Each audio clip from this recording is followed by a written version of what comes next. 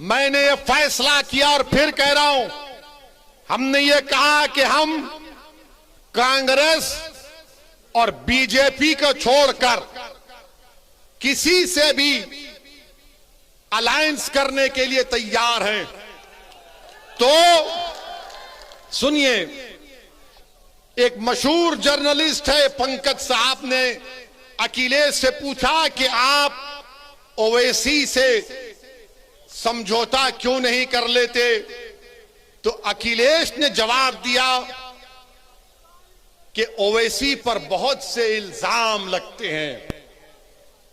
अखिलेश साहब, इल्जाम तो हम पर ही लगता है ना, आप पर तो कुछ नहीं लगता। रिवर फ्रंट आप बनाए, आप पर कोई इल्जाम नहीं। लखनऊ से कानपुर रोड आप बनाए, आप पर कोई इल्जाम नहीं। आपने सब कुछ किया, आपके 10-10 उंगलियां घी में थी, मगर आजम पर इल्जाम लगा बकरी चोरी का और भैंस चोरी का। ये इल्जाम सिर्फ हम पर लगता है, ये 60 साल से हम पर इल्जाम लग रहा है। कभी आतंकवाद का, कभी फिरका परस्ती का, कभी पुलिस को मारने का, तो कभी किसी और इल्जाम का। अखिलेश यादव साहब, इल्जाम तो भारत के मुसलमानों के मुकद्दर का हिस्सा बन चुका है। अब हम इल्जामात की फिक्र नहीं करेंगे।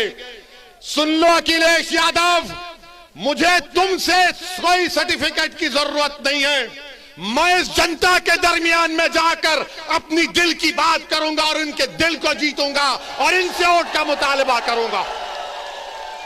तुम क्या दोगे? तुम 11% यादव हो, हम 19% मुसलमान हैं। अगर तुम मुख्यमंत्री बने और जनाब मुलायम सिंह बने तो मुसलमानों के वोट की खैरात से बने। तुम याद रखो इस बात को। हम पर इल्जाम, अरे हमारे पे कुछ इल्जाम लगा, हमारी तारीख गवाह है, हमारी नबी की सीरत की किताबें पुकार पुकार कर कह रही हैं कि जिस पर इल्जाम लगता है अल्लाह उसको कामयाब करता और करेगा इंशाअल्लाह ताला। इल्जाम है, कोई बात नहीं है, मगर याद रखो, चुनाव के बाद बच्चों की तरह नहीं रोना।